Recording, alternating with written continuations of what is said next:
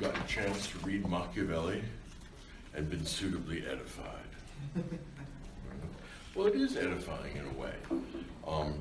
This would be a much less disturbing book if you could just say, look, this is awful, we've got to throw it away. Right? Yeah. That was the thing that was disturbing to me reading it this time, was that I agreed with 60-70% of it. Well, he's right at least that much of the time. In other words, you got to do what you got to do. All right?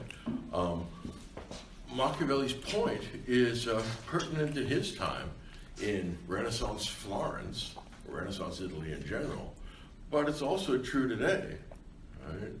Right? Politics requires those involved rarely to choose between good and evil. More likely and more often, what you're given is a choice between greater and lesser evils. And what that means is you can't keep your hands completely clean. All right?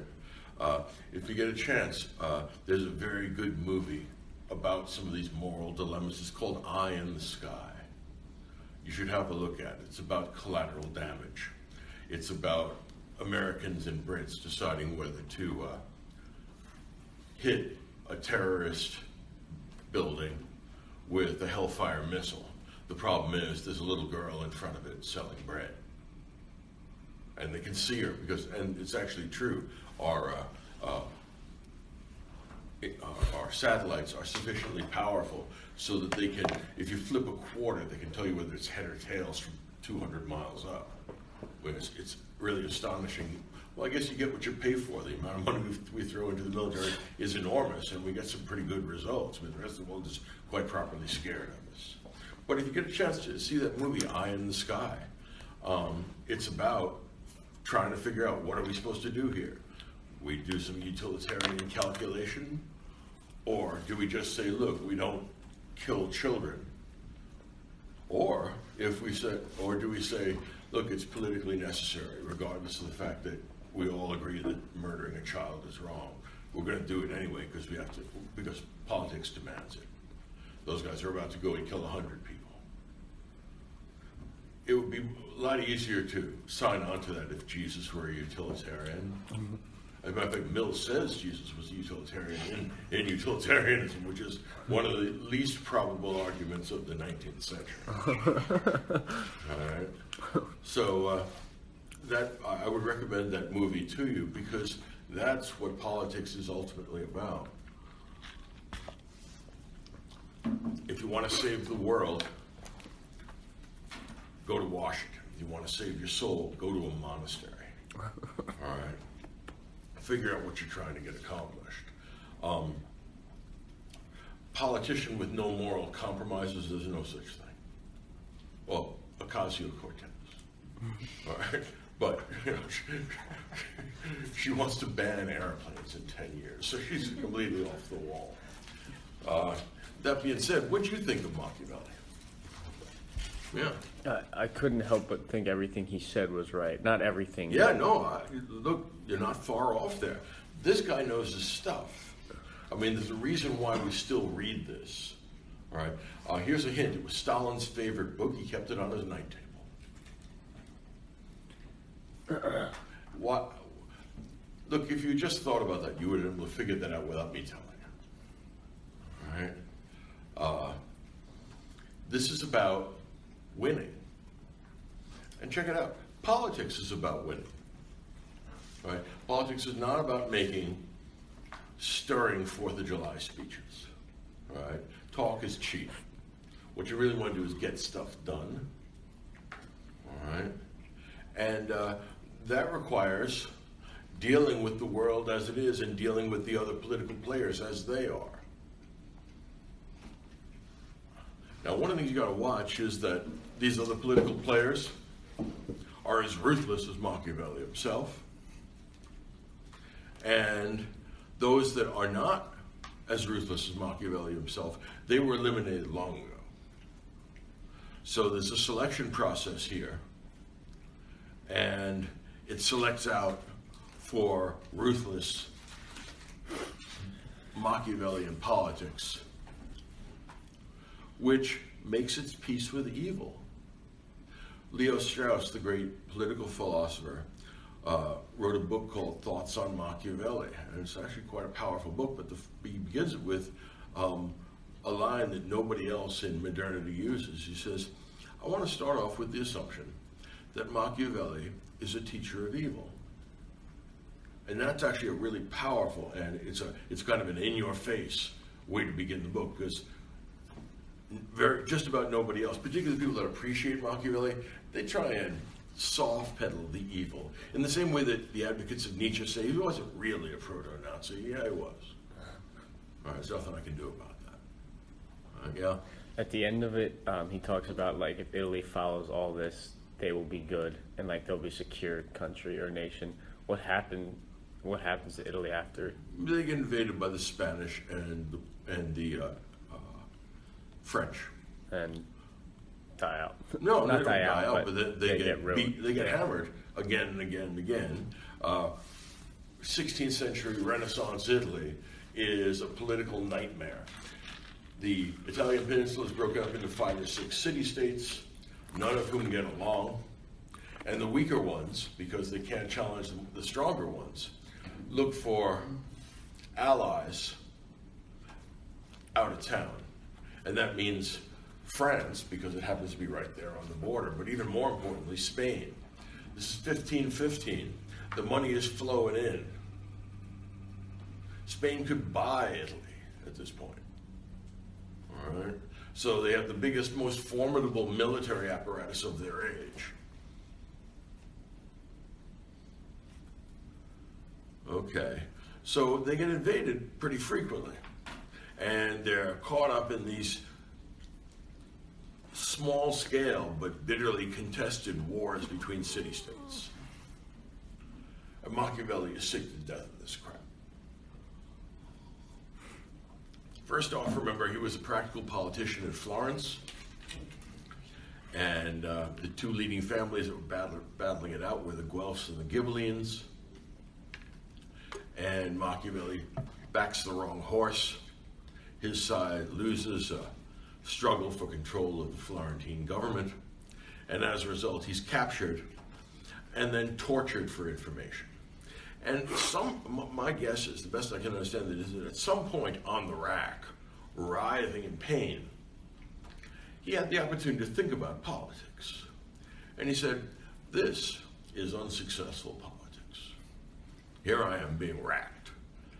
And he's saying, you know, on the whole, if I could have avoided this, I would have and should have, because this really hurts.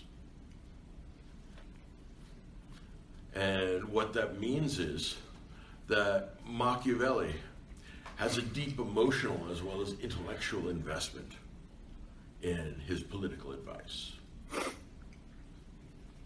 Now remember, because you are the children of Plato, but you have actually already read the Republic, all right?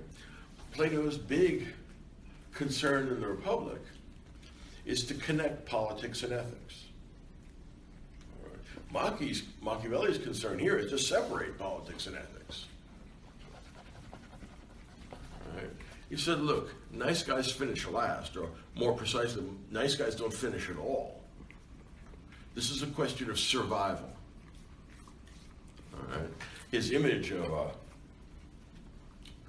kind of a Nietzschean Ubermensch who is beyond good and evil is Caesar Borgia, who was making a bid to conquer the Italian peninsula. It helped that he was a cardinal and that he was also the illegitimate son of the Pope.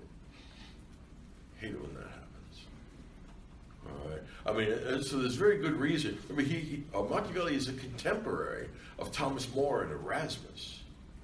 But it's hard to imagine people more different than Machiavelli and the Christian humanists.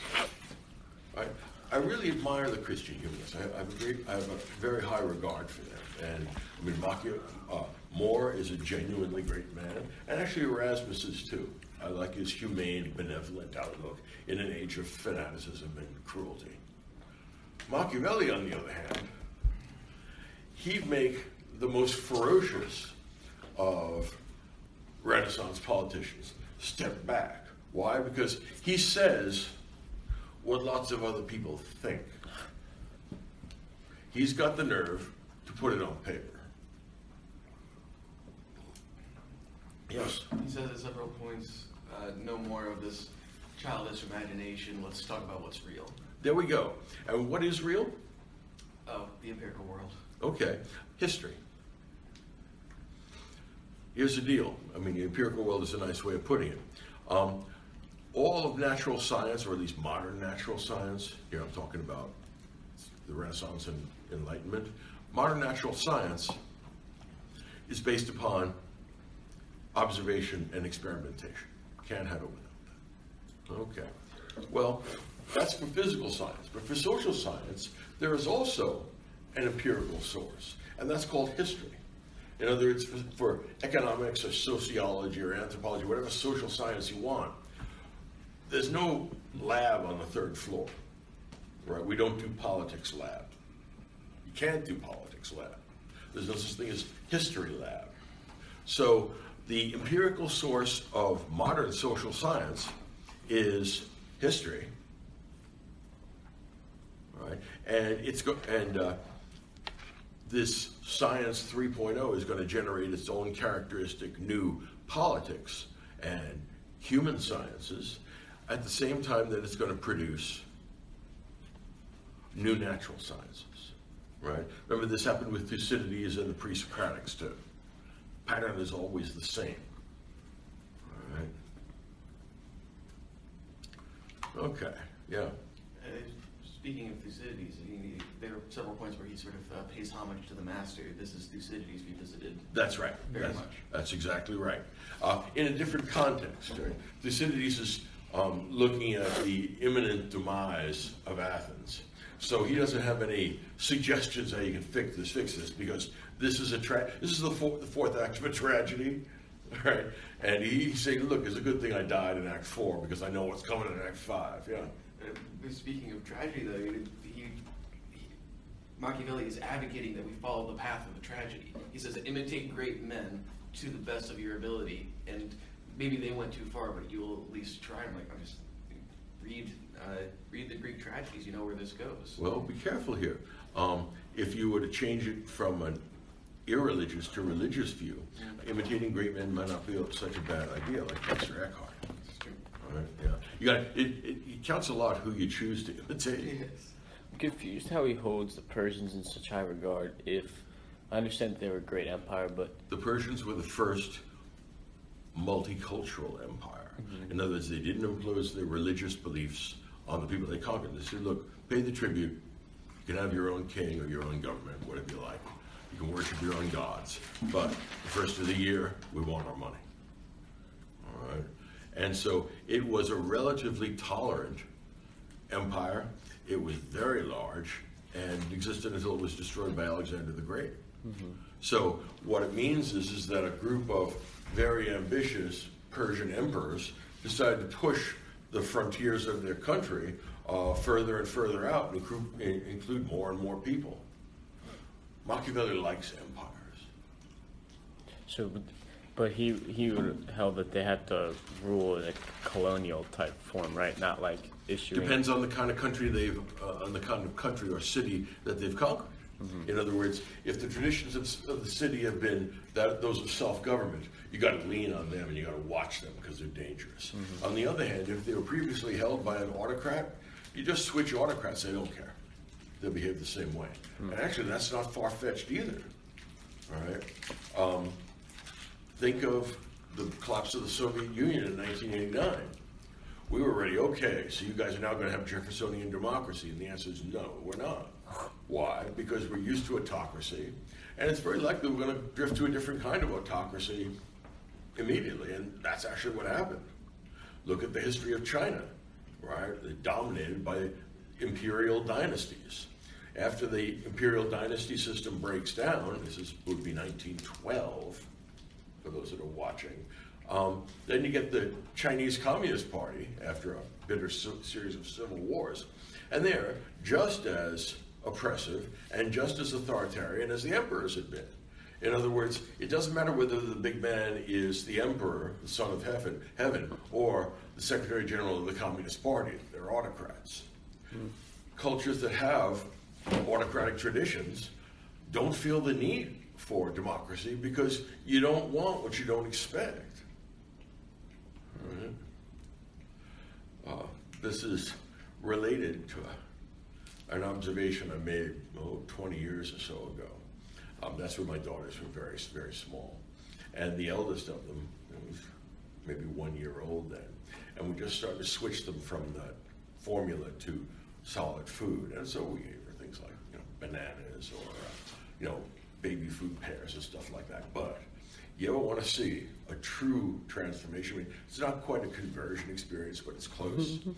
Give a 1 year old sitting in that high chair, give the 1 year old their first taste of ice cream. Woo, woo, we're doing this. Woo. Remember, the child had no idea that there was any such experience. Right? And had not even imagined that there was such a thing. And literally, she raised her hand doing this. The child's first introduction to ice cream, they like that. I mean, there's no doubt about that. It's a natural value in the world. So I want more of that.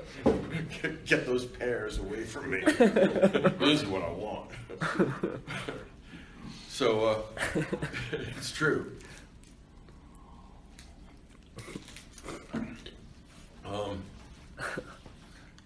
You don't expect what you haven't encountered before. If you conquer America, you at best lean on the Americans because they have traditions of self-government. They're not going to give that up easily. It's easy to conquer and hold on to autocratic governments. So what he's doing is giving you advice as to how to build your empire. And the guy he has in mind is Caesar Borgia, a man who has, he's a cardinal, of course, but he seems to have no moral beliefs of any kind, which of course is a statement about the state of the church at the time.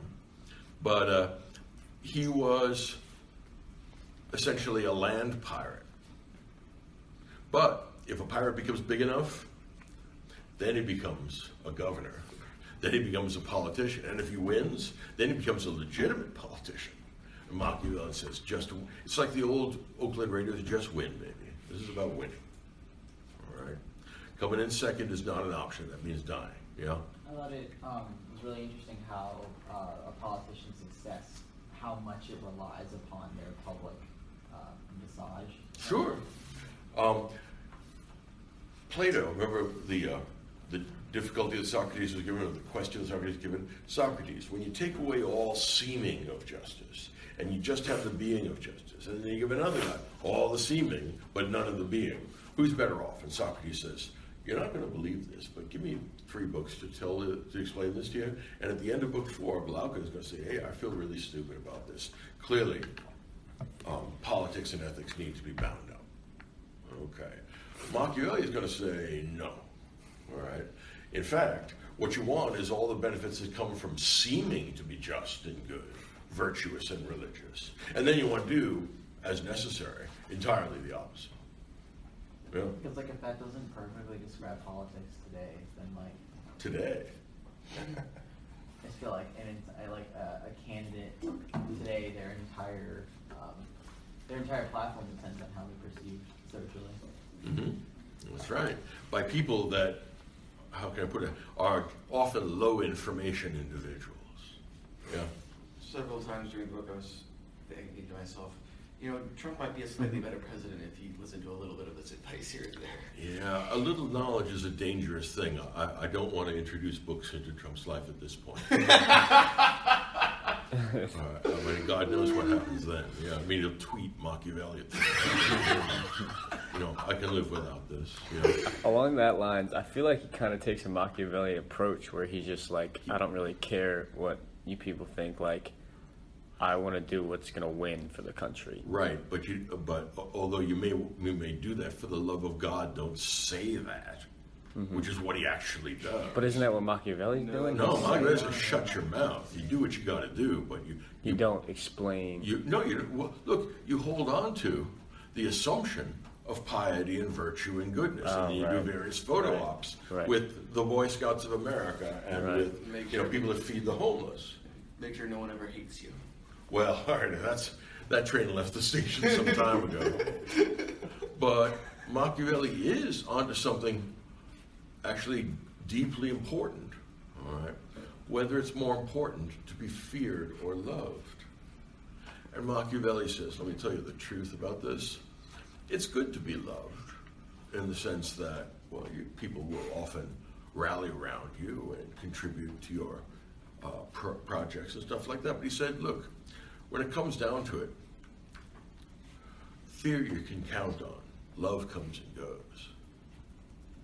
As a matter of fact, in politics, it's naive to expect gratitude. The question is always, what have you done for me lately? And what will you do for me in the future? The fact that I saved your life in the past, tough luck. Here I am. So there's little or no moral reciprocity in political life. Yeah, Paul? Because I forget where he says this, but he writes that even if you can't win the affection of the people, you have to make your strongest enemy fear you. Yeah. If you're not feared, people will attack you or try to undermine you in other ways, more devious ways. All right? So, like Hobbes, who we're going to get to a little later on, fear is the key to Machiavellian politics. In other words, this is power politics. All right? What people fear, they avoid, and fear you can count on. Yeah? I find it also really interesting how he quotes Aristotle's Politics to support some of his claims. Look, he's learned, but mostly he doesn't derive his political views from the Western philosophical tradition, nor from the Western religious tradition. All right? He derives his views mostly from the tradition of Roman history. Roman things are good things, and the Roman Empire is his favorite political organization.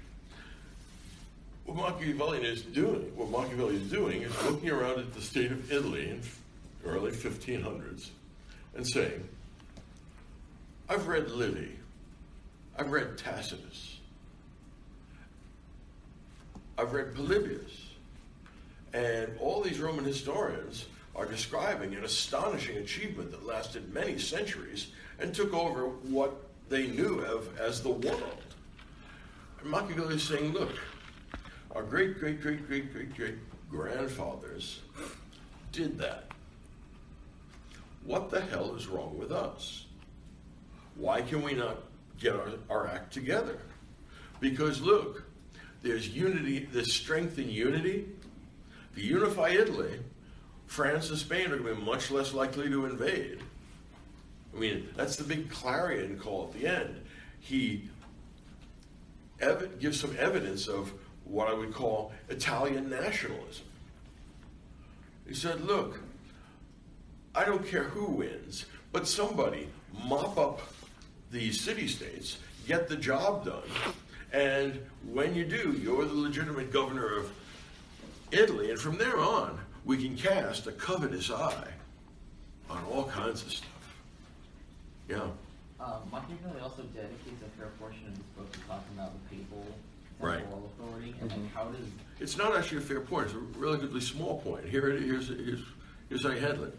It turns out that religiously organized states, by which he means the papal states, are like any other political regime, except that this has a number of extravagant superstitions associated with it that the people there actually, at least some of them actually believe.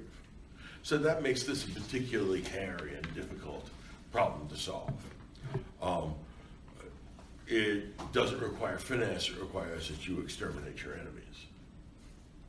All right? So he said, look, when you go up against the Pope, remember the Pope has armies and is, part of this internal wars between the Italian city-states. He said, when you go up against him, you got an especially formidable opponent because he can call upon both money and support from people who believe ancient superstitions about a dead Palestinian criminal. All right. Now you got to remember, given the state of the church, his argument is not nearly as far-fetched as you might seem. Caesar Borgia, the illegitimate son of Pope Alexander VI, is a cardinal. I mean, do I have to repeat that to explain how messed up that is? So if he says, you know, the church has no particular moral status, you know, there are some ill-educated peasants that, you know, think that God really likes it and stuff, but, well, there's a great line from Gibbon about this, you know, the great historian Gibbon. He's later, but he got a point. Gibbon, writing about Rome, said, all religions are true to the common man, or all religions are equally true to the common man. All religions are equally false to the philosopher, and all religions are equally useful to the magistrate. That's actually a pretty deep insight, too. Don't ignore culture, particularly religion. If you make the mistake of assuming that the inhabitants of Afghanistan would really like American culture, let me help you out. No.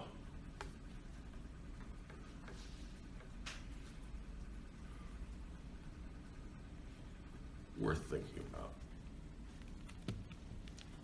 Now, one of the things that, now it's dedicated to Cosimo de' Medici, right, the leader of the Medici family, which rules Florence. And what do you think of that introduction to Cosimo? Yeah. He's basically just flattering him, saying He sucks up to him ferociously. I mean, it's really gold-plated, you know, bootlicking. I mean, he's a real piece of work. And then there's a chapter in there against the danger of flatterers. What am I missing here? I mean, it's not that big a book. How the hell can you go from that to the danger of flatterers, a whole chapter, in 100 pages and not notice that that's what he is? Right? There are lots of weird logical recursions in the case of Machiavelli. Yeah. Because it's like it's good to benefit from being a flatterer because you have friends in high places, but Okay, then don't instruct these friends about the dangers of flattery. What are you thinking? wouldn't his situation be different though, because he's trying to get back into politics and get out of being Yeah, but exiled? but most flatterers are not. They're not always already in politics. Yeah. Go ahead, Brandon. Okay. Yeah. Something that was also interesting to me about the introduction is that I realized that Machiavelli's situation, at least, is very similar to Boethius's at the beginning of the Consolation philosophy. Both are formerly very powerful politicians who have been exiled and tortured and facing consequences of a variety of various sorts. Well, Machiavelli is not about to be tortured to death. That's a big difference. And also, Machiavelli has no interest in lady philosophy or the afterlife. That's true, but the point is that Boethius spends his entire book trying to eliminate the idea of fortune, and Machiavelli begins his book by saying fortune has been very cruel to me. Well, that's true. That's interesting. Fortuna is not a Christian idea.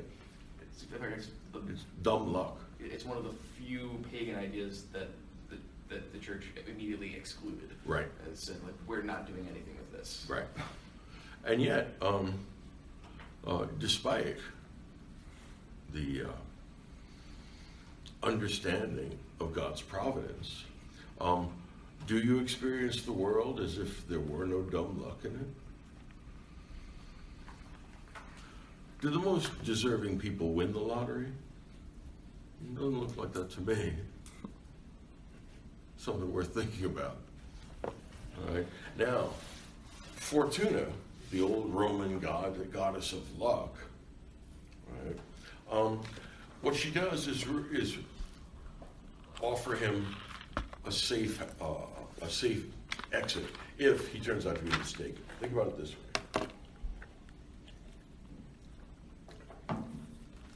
For a scientific hypothesis to be a real hypothesis, it has to be falsifiable, Let me explain to you what I mean by that and why. Then I'll show you how that connects to Fortuna. I am going to do conceptual card trick for you. Okay? Well, I'm not really dexterous with cards, but you get the idea. I take the deck, I shuffle it up, I cut it a couple of times, and let you cut it a couple of times. Got a deck of cards there, and I say, I'm now going to do a card trick for you. The top card of the deck is either the 7 of spades or some other card. Okay, now why is that not much of a trick? What's the problem? I mean, would you be deeply impressed saying, well, you should go on TV and do street magic? Like, that's amazing. Because the top card was the 7 of spades or some other card. Damn. It's a miracle. Does that strike you as being miraculous? If not, why not? Because there's a possibility that it wasn't your 7 of spades. Well, remember I said it was the 7 of spades or some other card. And so when I turn the top over, it is the 7 of spades or some other card. Yeah. What a trick. Why is that not much of a trick? You don't seem impressed. You'd be amazed at the things I can do with my imagination. I mean, that's a trick, yeah. Well, because your claim is not, it's unfalsifiable. That's right. In other words, if you want to make a true hypothesis, a genuine hypothesis, always entails some conditions under which we would understand this proposition to be false. If there are no even conceivable conditions which would falsify it, then it's not a true empirical statement. It's a tautology. Tautology is a sentence in which the subject is contained within the predicate, which is why it has no possible counterexample. Yeah. So is Machiavelli's political philosophy? Yes, here's the deal. Remember, he's writing at a very early stage of the development of modernity, right? It was 500 years ago. And what Machiavelli is saying is, look, I can give you good Aristotelian rules of thumb, practical wisdom for getting politics done and for remaining alive. But even a great genius like me, with all my political wisdom, no matter which of my maxims you're using or which of my advice you're taking, there's still always the possibility that dumb luck is going to intervene and you're going to end up with your head on a stick. All right. He said, that's not my fault, that's Fortuna. Now the problem is, once he tells us that either politics works this way, and I advise you to do X, Y, and Z, or no. Okay, well, that's the 7 of spades or some other card. You see the idea? In other words, it's a non-falsifiable hypothesis.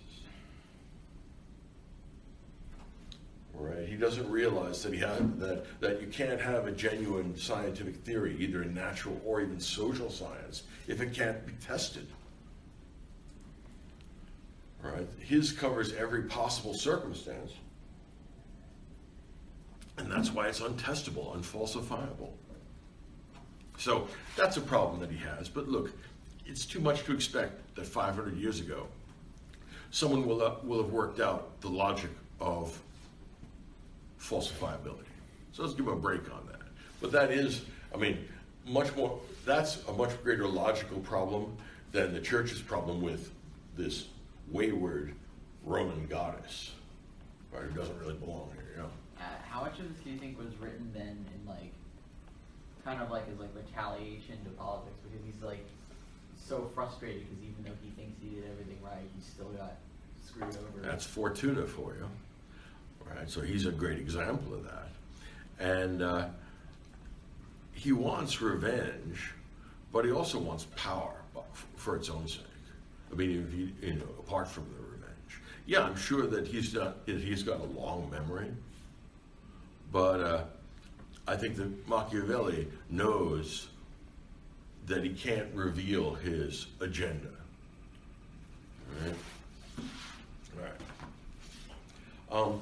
What we have in Machiavelli, all right, and his political science is what is happening during the Renaissance in all the domains of culture. There's a change in perspective from the God's eye view to the human eye view. So, for a long time, we've been talking, since Boethius, and considerably earlier, back to Plato, we've always been trying to talk, we've always talked about the makings of a good ruler. And how is he good? Because he follows morality and understands right and wrong. What Machiavelli is doing is saying, no, that's not what you need. What you need is a guy who knows how to appear honest and virtuous, but knows how to break faith, how to fail to keep his promises, how to do away with rivals when necessary. Now here's something you have to think about. Machiavelli is not advocating evil for its own sake.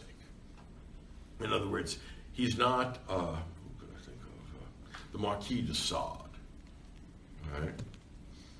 Instead, Machiavelli advocates what I would call an economy of evil. He said, look, for the most part, you as a ruler, just like anybody else, should do your best to do the right thing, to stay within the bounds of morality. That's actually very helpful in causing the people to love you, which, although it's not the ultimate point of politics, is actually very helpful and useful. But in addition to that, it helps keep you from being hated. All right? So when you promise somebody a fiefdom, or when you offer them control of an army, either keep your word or kill them. But you don't want to leave any loose ends with people who hate you. Now, when you kill them, all right, you may make it look like an accident. That's, of course, the smart thing to do. But you have to know who to kill and when. You have to know what lies to tell and when. And the point is that you need to survive. If you don't survive, you're out of the game. And the point of the game is to amass as much political power as you can. Power is an end in itself. Callicles, the end of the Gorgias. Yeah. It reminds me of how Romans dealt with various like occults and stuff like that by wiping them all out, because if they didn't, they become a bigger problem. Yeah. That's the kind of strategy that works every time except the last time, when it meets Christianity, and these people are crazy, and they won't. I mean, you wipe them out, and then they pop up again. They're like blasted dragon's teeth in Ezekiel. Oh, no, it's not in Ezekiel. He raises them differently, those bones. But the point is this. What's happening in the Renaissance is a shift in every domain of culture from the divine to the human. What Machiavelli is to politics, perspectival drawing is to painting. What that is representing the world as it looks to the human eye, not to God's eye. Remember those Gothic cathedrals that were made in the shape of a cross because God never could look down and find them easily? Okay, we stopped doing politics from the sky. We've started doing politics on the ground, and we're going to talk about it as it appears to people. Same sort of thing is going to emerge when, in about 1600, when Galileo constructs a telescope. What is he doing? He's representing the physical world as it actually seems to people, not the God's eye view of the cosmos that we got in Dante. Yeah. What is he religious in any way? I think it's unlikely, but I don't know for sure. So he doesn't talk about it. But a man who writes a book on politics with no reference to the afterlife and with lots of endorsements of what might be called mortal sins, my guess is that religious problems are not uppermost in his mind. Well, that's how it seems to me, anyway. Yeah. And his little section about Moses, and how he thinks he's one of the four great. Armed prophets kick ass. Yeah. How was he Unarmed armed? prophets, we never hear about them. How was Moses armed? Because his people had implements with them when they were crossing the desert, and God was behind them, telling them to kill all the Canaanites and the Philistines and stuff like that. Oh. You get to look at something like the book of Joshua. It's a real bloodbath, right? So the Israelites had arms. I mean, I don't know the details about how they got them, but they clearly had them because they conquered Palestine, right? And their conquering, the way wars were back then, was genocidal. They killed every living thing in the city. Yeah. So how is that different from the Muslims It's conquering? not. Is it- Muhammad's an armed prophet too. Machiavelli says, look, armed prophets sometimes win. Unarmed prophets never do. So in what perspective then is the Bible different than the Quran in saying it's not. a militaristic conquest? It's not. Well, Right. Note that Christianity grew very slowly for the first couple of centuries under Roman rule, but it really began to expand and to infiltrate all elements of late Roman society once it gets legalized by Constantine and made the state religion by Theodosius. And he said from then on, Christianity is a militarized religion. He said, no wonder we conquered. This grist for your mill there, some stuff to think about there, yeah?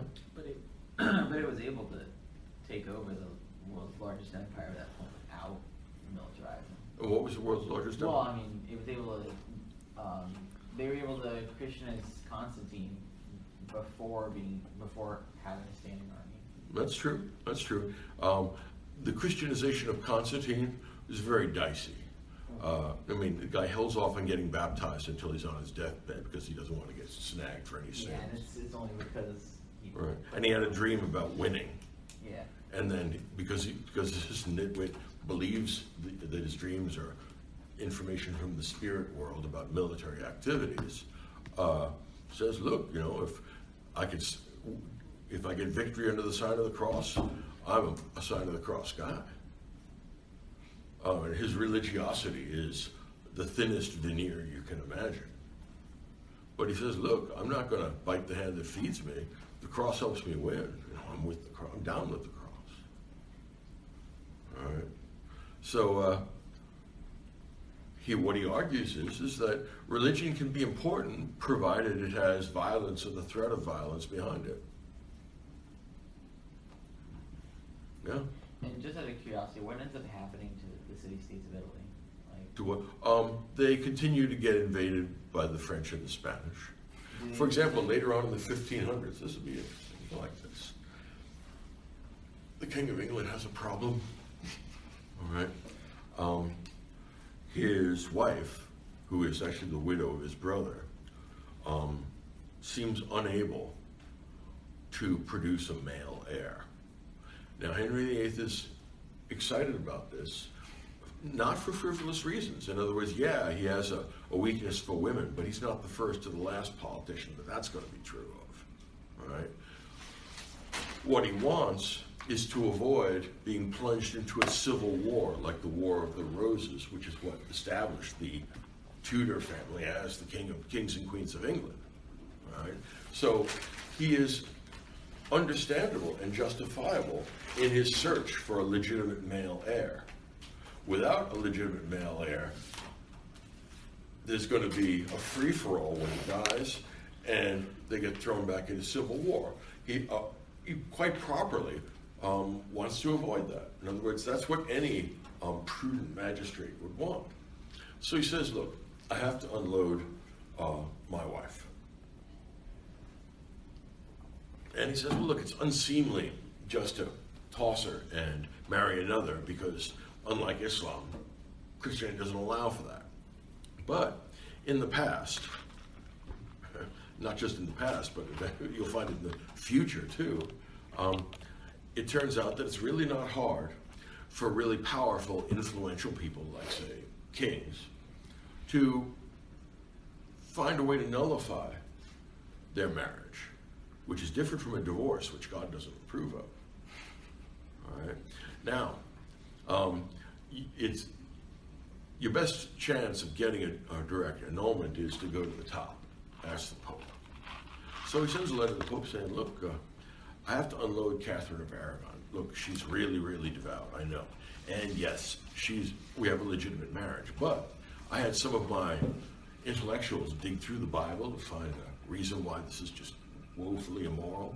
It turns out in Leviticus, you're not allowed to marry your brother's wife. It's incest.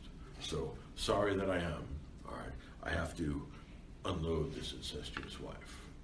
By the way, I've already chosen my next one. Okay. Now the Pope ordinarily would just sign off on this. It wouldn't be a problem. In other words, this activity does not begin with Henry VIII. All right. Many kings and political officials have had problematic wives, problematic marriages, and you can always find some. Think of, just nowadays, think of the Kennedy family in Massachusetts. All right, there are probably more annulments among the members of that family than there are family members, because some of them have multiple annulments. And look, if you have enough pull with the Archdiocese of Boston, you can get things done. And the proof is, there's too many proofs for a family like the Kennedys. All right, not hard to get an annulment. If you look at canon law and you look at the Bible and you look at tradition, and you have hired a good canon lawyer and they can afford the best, you find somebody to say, aha, here is the passage into which we are going to shoehorn your personal life, and then you are going to get your annulment. So it was not, in other words, Henry quite reasonably thought that he was going to get an annulment with no problem. It's a rubber stamp. But Philip II of Spain is perched on a mountain of silver. No, I am not making that up. Here we're talking about late 1500s. The amount of money that's been flowing into Spain is the largest windfall in human history. They found at Potosi in Bolivia, all right, an astonishing amount of silver. How much? Let me give you some idea. Most really working silver mines are going to have something like 1%. If you're getting 1% out of the rock, that you have to crush up and then hit with chemicals to break it apart and to get the silver out. If you have 1% ore, you have a great bonanza in front of you. All right, at Potosi, the ore was 50%. And it was mined from a single mountain made of that. They found a seam of silver that was 20 feet wide, right, and over 170 feet long.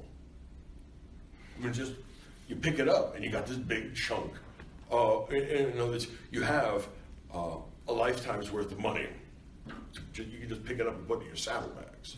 So what they do is enslave the locals, and when the locals die off, which is almost immediately, they bring in black slaves. They force them to mine, and this money goes back to Spain.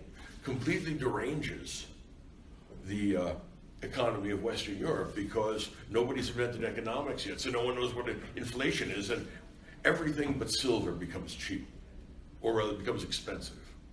Now the other half, and this is funny, I've just noticed this because I've been writing my history of the world, and what I found is really a twisted thing. At least roughly half the money goes to Spain. The other half, you're going to love this, it goes to the Philippines. But what is this money doing in the Philippines? The Chinese will not allow Westerners to dock at their ports to directly buy and sell.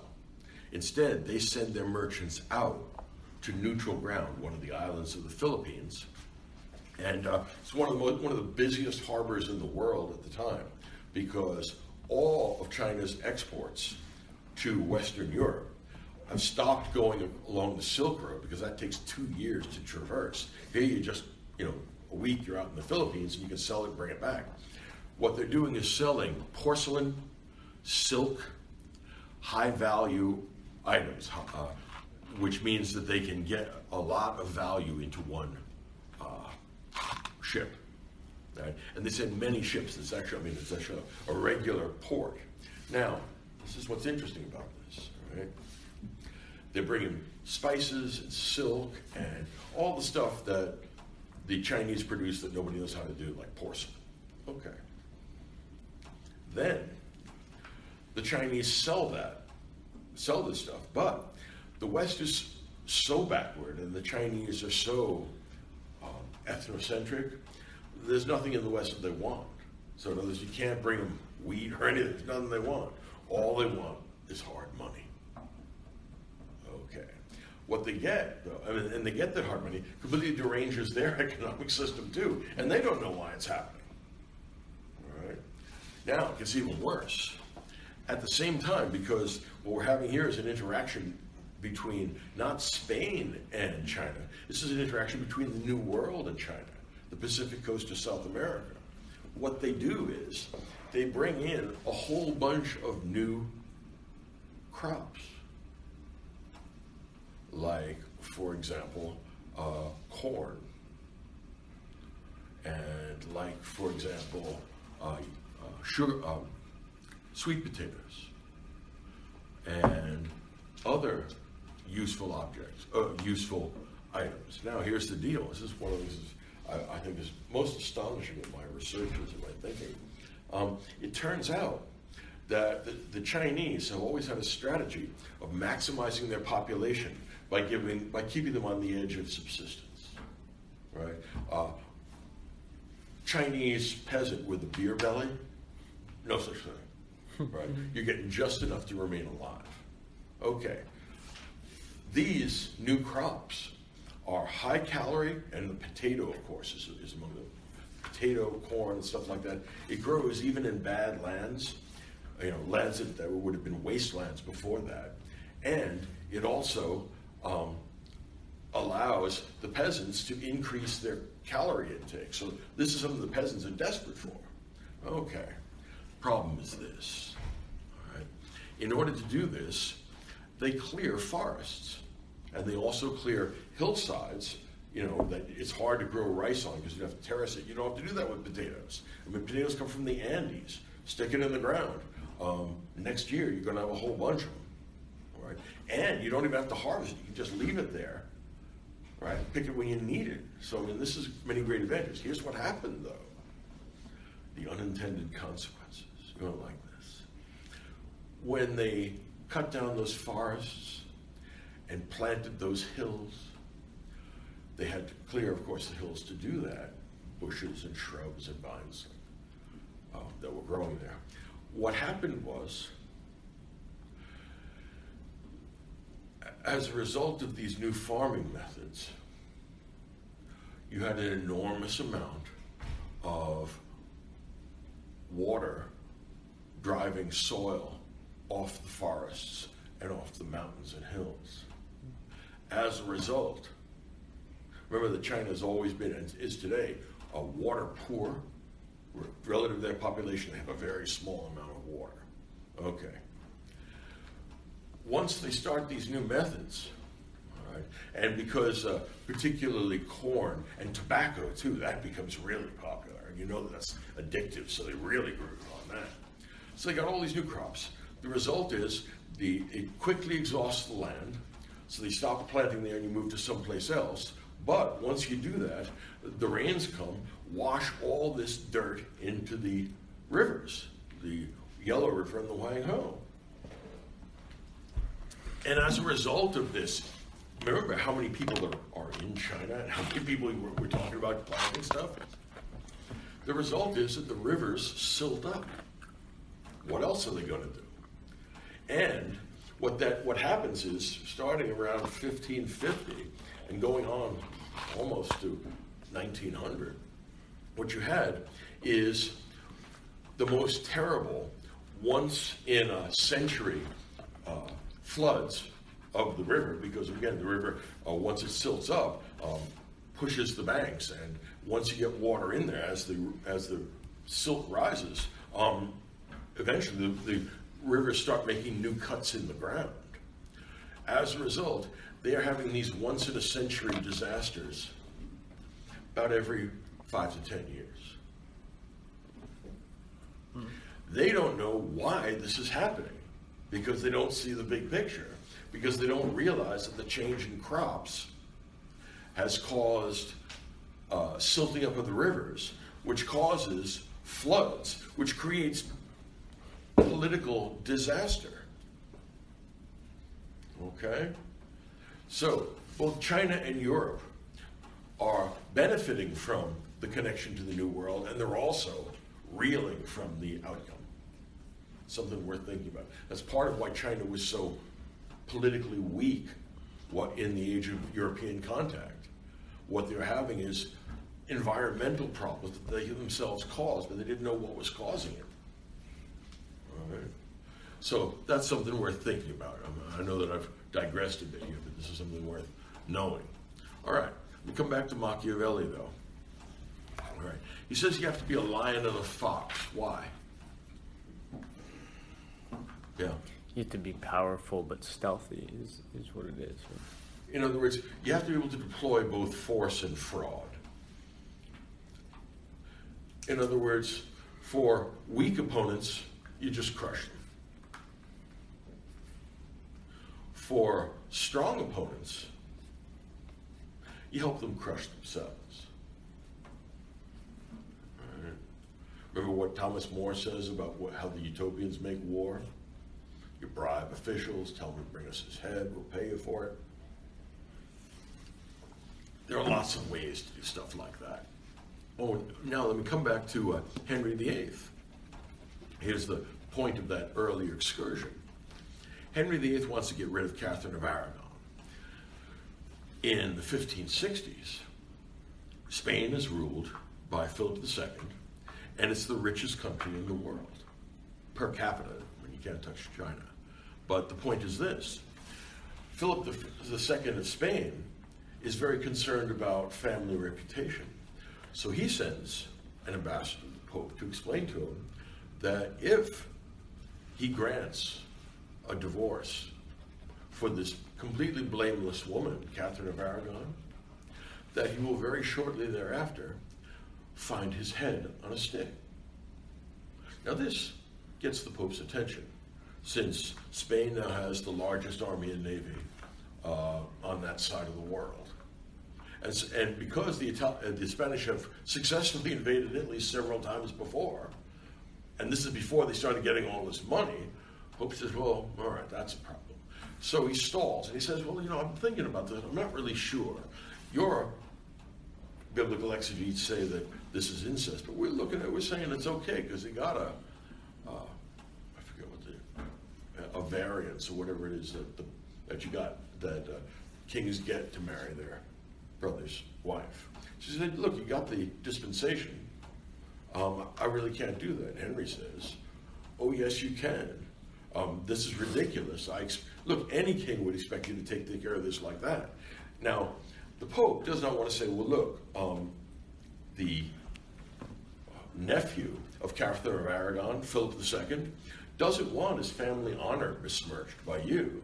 And if I give you that divorce, he is going to put my head on a stick. I mean, that's unseemly.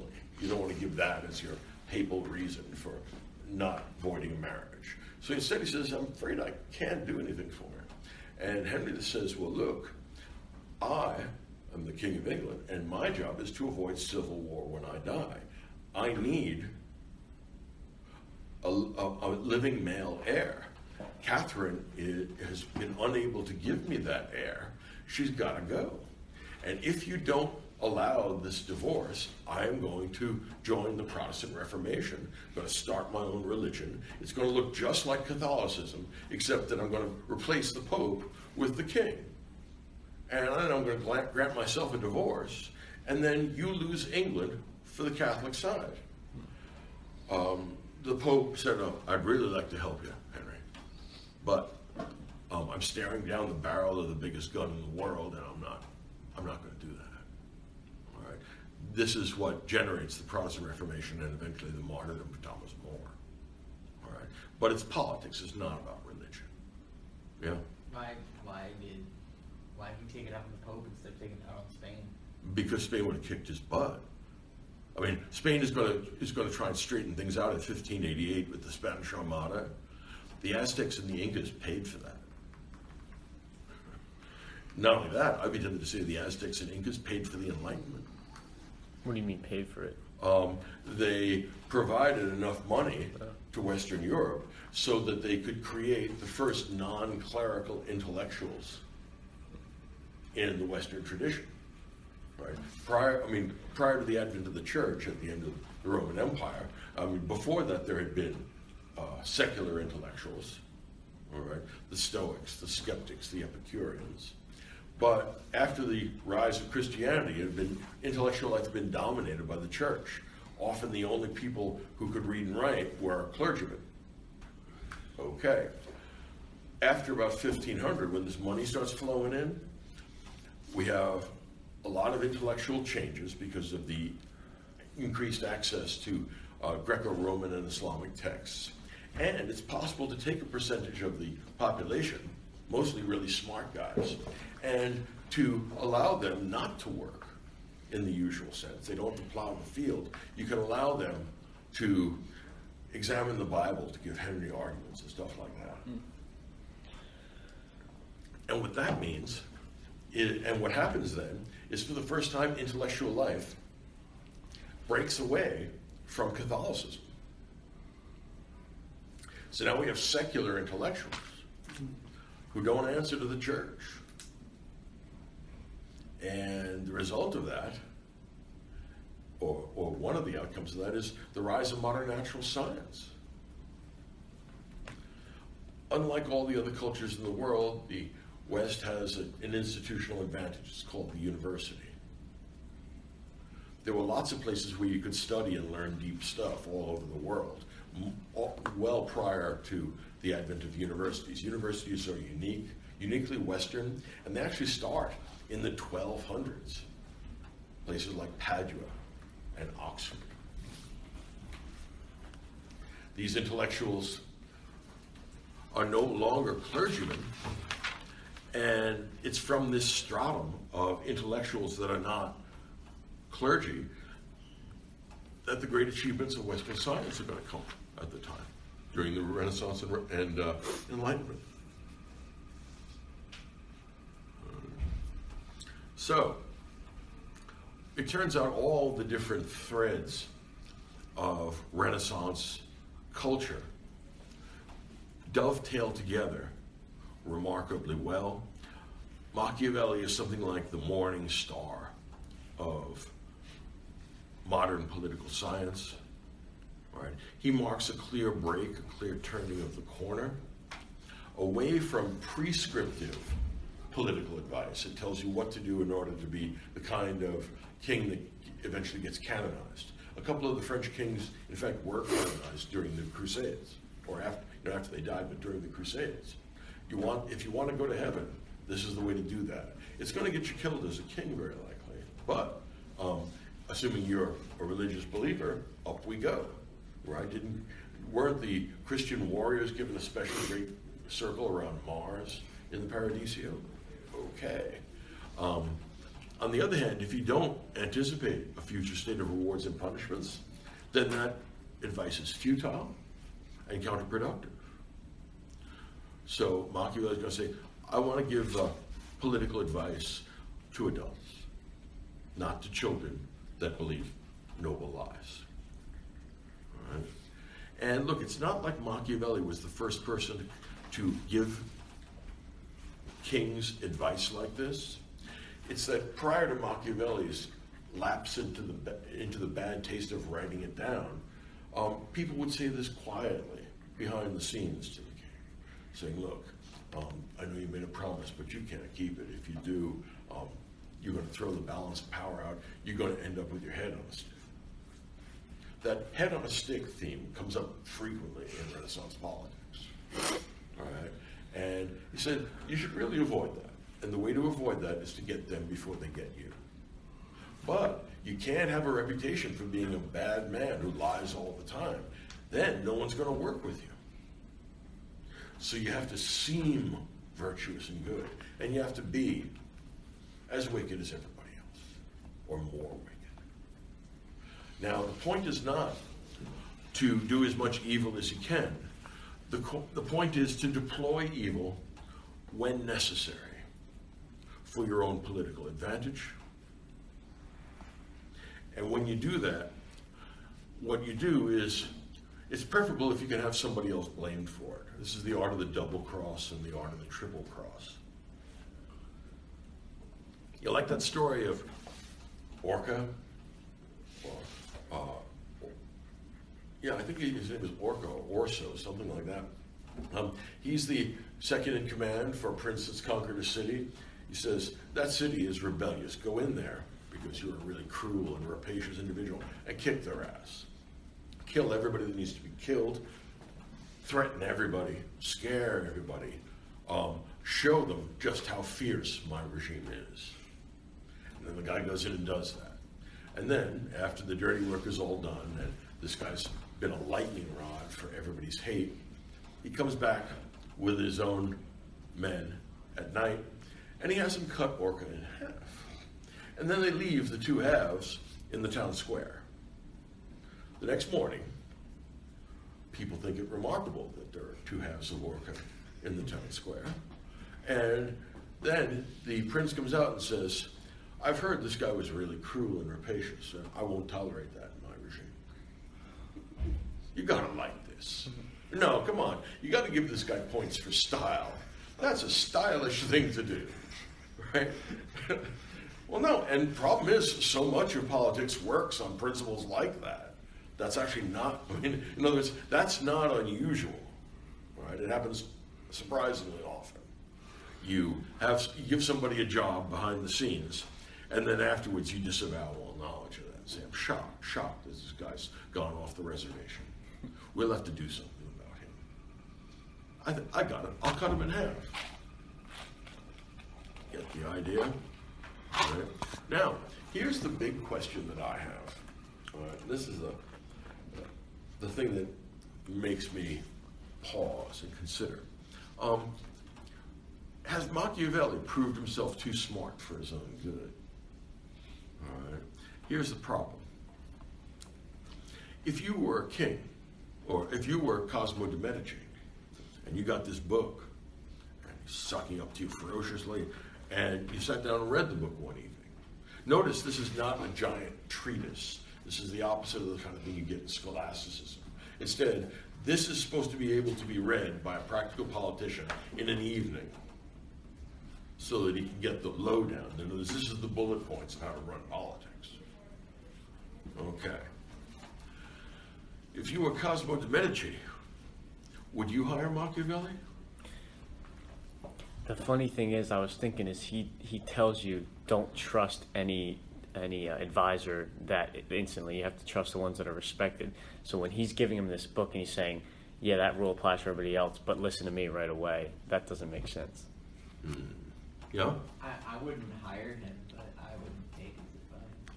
Ah, that's interesting. All right, so you want the ideas but not the man. Yeah. Do what he's doing to everybody else. He's saying, he's like backstabbing them in a way. He just takes his ideas and say, thank you very much, it was my idea. Okay, that's interesting. I'm not sure that most princes needed to have perfidious actions explained to them. Most of them understood that from the beginning. Remember, Machiavelli's not the first to think these thoughts. He's the first to write them down. There was kind of a gentleman's agreement for the previous 1,000 years or so that although politics works this way, for the love of God, you don't write this down.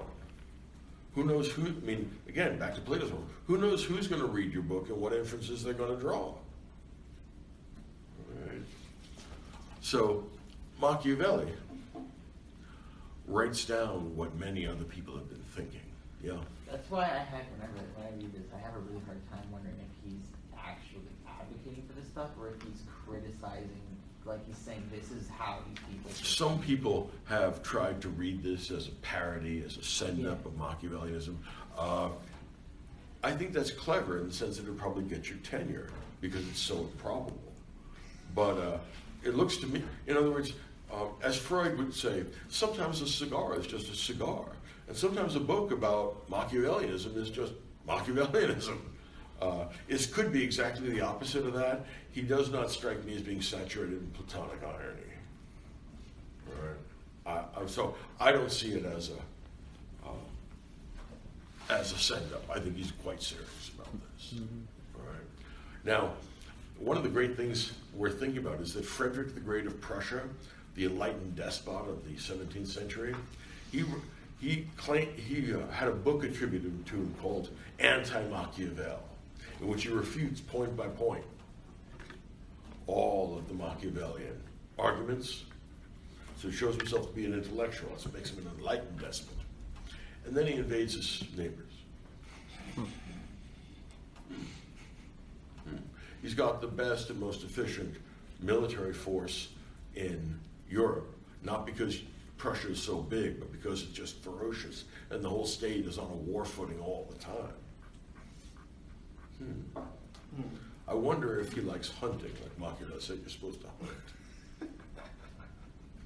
Now, if I were a king and I wanted to be Machiavellian, right, I would invite Machiavelli to my court, and then I'd have him killed, and I'd have all the copies of this burned except mine. Yeah. That's the Machiavellian move, yeah. Wasn't the prince on the index? Oh, yeah. Yeah. You can be sure of that. But, I mean, let's be fair. If you look at the books in this course, I would venture that half of them have been on the index. All right, and that's a problem. You know? How do you find like the perfect balance between actual morality and good politics then? If he's kind of breaking the opposite way in morality. Virtue is a mean between two vices. I'm not sure that there's a silver bullet that solves that problem. All right? Requires phronesis, good judgment, and that's in short supply. All right? Marcus Aurelius, possibly? Marcus Aurelius, yeah. But, well, look, I recommend to all of you, do your best to be that. All right? I mean, I try and I fail. I suck at that. But on the other hand, you know, it's done me a lot of good, and he's one of my great friends. You know, I've been reading Marcus Aurelius since I was 14 or 15. And so it's almost half a century. And if you sit around waiting for Marcus Aurelius to arrive, you're going to wait a long time. So I don't know how to square the circle and how to make politics moral. And the political leaders in America that have been the most conspicuously moral, somebody like Jimmy Carter, turned out to be awful presidents. Look, the President of the United States has men killed routinely. Don't kid yourself. Long before you were born, America transformed from a country into an empire. It's just that the world fell into our lap in 1945. We weren't looking for it. We just, damn, everything else is destroyed. All right, we have the Russians to compete with, but their favorite philosophers are wrong, and intellectuals have never been able to run an economy, and they're cooked. They lose the entire 20th century. So it falls into America's lap. We're an empire now. We have military bases in 190 countries. It's not as many countries as there are. Yeah, there are a little over 200. That's exactly right. We haven't felt the need to militarize Andorra. How many do we have it in? 190 or so. So that's something like 90 or 95% of the world. You ever wonder why we spend so much on military stuff? The answer is because we keep order in the world. All right? We're everywhere at all times. All right. I want to go back to asking about Machiavelli. If you were a king, would you hire him? Cosimo de' Medici didn't. I wouldn't, because he's going to put a knife in my back as soon as he gets the opportunity. Or, if not that, he'll make a deal with Caesar Borgia so he can put a knife in my back. All right? Renaissance kings and princes had food tasters for very good reasons. The Medici family was famous for poisoning their friends. Matter of fact, one of the Medici, this is cute. Well, of course, there's Lucrezia de Medici. All right, she's the new Medea. I mean, she's really bad. But her father, other members of the Medici, he had a special ring made, and it was in the form of a lion's head, with the lion having an open mouth. And he used to turn it around, twist the collar, like in the myth of Gyges. Shake people's hand, and the teeth on the lion, because the lion's mouth were open, were pointed and sharp. And he used to have them painted with very powerful poisons. So he would shake your hand closely, right? And it would kind of pinch your hand. We'd introduce the poison, and you'd be dead the next day. That's the handshake of death. It's better than the kiss of death. I like it. All right. So you can see, look, given that Machiavelli's dealing with people like this, I find it perfectly comprehensible why he would say, well, look, this is how it really works. The problem is this. Machiavelli would not be hired by any prudent ruler, because this guy is dangerous. Now, let me flip the coin. Suppose Machiavelli were a ruler. Suppose he actually does in, the guy that hires him. And so now he's a ruler. And he offers you a chance among his circle of advisors to step up. Would you take it? Why not? I'd choose the monastery. Okay, I understand that. What was the question? That makes, if Machiavelli were to offer you a position as an advisor, a position of political power, would you take it? It's like the Raphael Hippolyte. What? Raphael Hippolyte, yeah, squared. Right, because here it's not uncertain what the character of the ruler is. We got this. So, any of you want to get involved in this? I think he would just use you. What? I think Machiavelli would just use you in whatever way he would. Okay. Yeah. Maybe it's because he's a better man than I am, but I think Thomas More would take the job. He might. All right. And he would end up like Orca. Yeah. And Here's the problem. The thing right? is, when he entered politics in England, he knew that was where he was headed. Right. And he took it up anyway. Deeply impressive, I have to say. As he says, we cannot make politics good, but we can prevent it from being very, very bad. And if we work really hard, it'll just be very bad. Which is actually about the best you can hope for, I wouldn't want to be on the same continent. Okay. You're screwed if you're against him or for him. Okay, that's the point. Machiavelli has painted himself into a corner. He's no longer a social animal. He can't work for anybody. And nobody's going to work for him that has any sense. Of course, the number of senseless people is very large. Wasn't The Prince published posthumously? It was widely spread posthumously, but not. When he's sending it off to Cosmos, he's not dead yet, because he wants something out of it. Okay. So here's the big issue. All right. Since human beings are social animals, this is advice as to how to stop being human. Like Callicles' advice in the Gorgias, it's the same advice.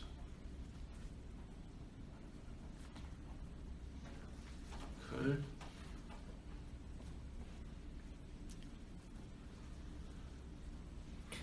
Yeah. Do you think the people before him recognized that they would paint themselves into a corner if they published this work, but they might as well, and that's the reason they just kept it in their heads? That's part of it. Also, this is not the these are dangerous ideas, and you popularize them at your peril. Yeah. So it turns out that Plato was right and the tyrant dies alone. That's a way of putting it, yes. If you ever get a chance, you should read Xenophon's dialogue called The Hero. The book is titled On Tyranny, and the reason why it's interesting is not Xenophon, it's kind of a pedestrian brain, but the commentary that's written on it by two people that are well worth reading. One is Leo Strauss. The second is Alexander Koyeva, who at the time was the leading Hegelian thinker in Europe. And what would the leading Hegelian thinker of Europe do for his profession? He's not a professor. He's an official who is taking part in unifying Europe. He works for the EU. Why? Because the EU is super Hegelian. Now, Leo Strauss, many of my teachers in college were Strauss's students. He was dead by the time I got there. But Leo Strauss is very much worth reading if you get the chance. Right? And yeah, what they both come to the conclusion is the tyrant is the least happy of men. Why? Here's the deal. The tyrant can't trust anybody. Which means that you have to do what Stalin did. Periodically, you have to clean house and just kill everyone. Not because they were plotting against you, but because they potentially could plot against you someday. So you get rid of them early on, like killing Astyanax in the ruins of Troy. Right? Now, the downside of that is, of course, when you have the last big purge in '39, and you kill off the majority of the senior military officials, that means your armies are now being run by captains who have precious little military experience, which means when the Nazis turn on you, they're going to eat your lunch for you. That's the downside of that. A big part of why Russia did so bad in the first year of the Second World War is because they had no experienced officers, because they're all dead. That's the downside. All right? So Machiavelli is very thought-provoking. We can't just eliminate him, can't just throw him out, because this is the way politics works both then and now. Right? Was it Harry Truman said, if you want a friend in Washington, buy a dog? You don't like that. And Machiavelli's point is that politics is even at very best imperfectly moral. That we can't have an absolute disjunction between politics and ethics. Look, even the Mongols need an ethical code which allows them to create justice between themselves, otherwise they wouldn't be able to invade stuff. Right? Oh, and that's what Plato talks about in the Republic. Even robbers and brigands need justice. If they don't have it, they all cut each other's throats. They never get a chance to kill anybody else. But these codes are always partial and imperfect. And the goal of them is not salvation. The goal of them is political power. Power is an end in itself. Not because it should be. He's not prescribing power. He's saying, look, this is how people act.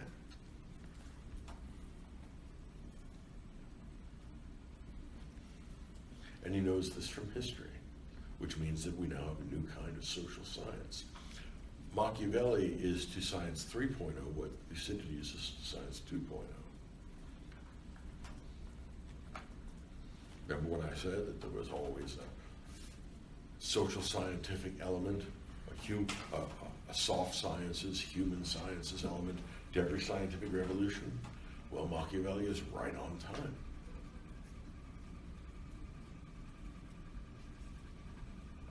Yeah. One thing that's really interesting about Machiavelli is that he essentially had what we would call a great books education. Of course. He was very well educated. He did all his reading. Right.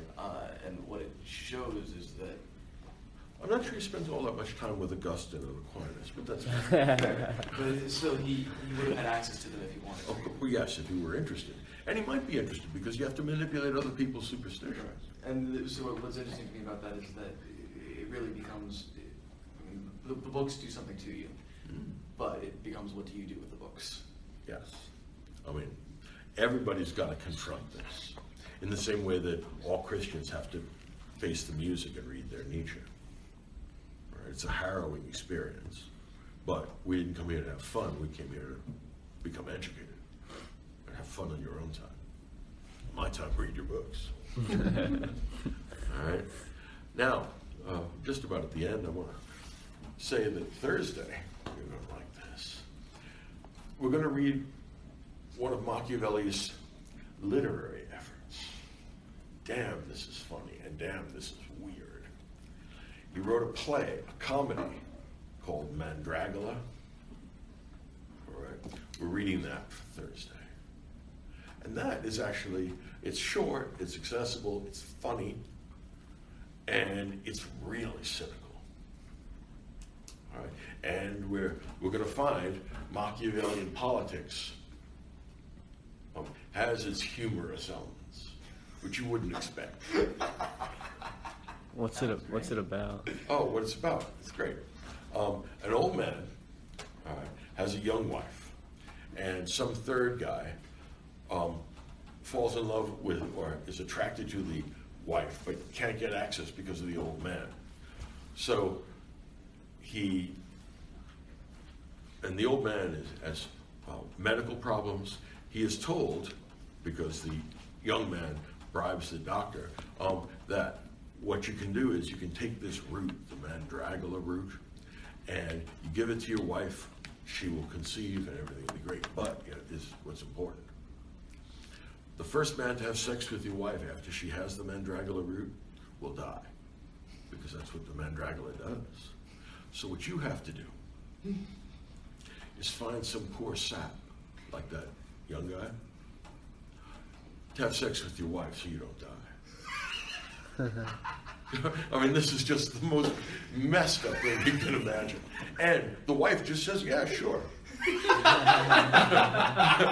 I mean, this is just so messed up.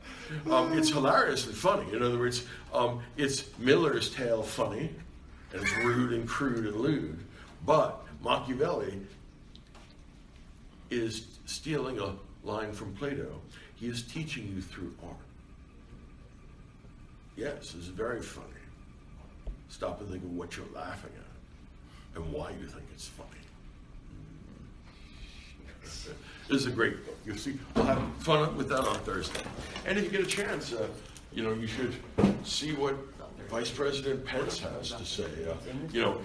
He may have more than 140 characters to work with. And, it'd be an interesting, kind of a feather in the cap. Ave Maria, it looks good for us. All right, see you all on Thursday. I didn't need to order the secretary.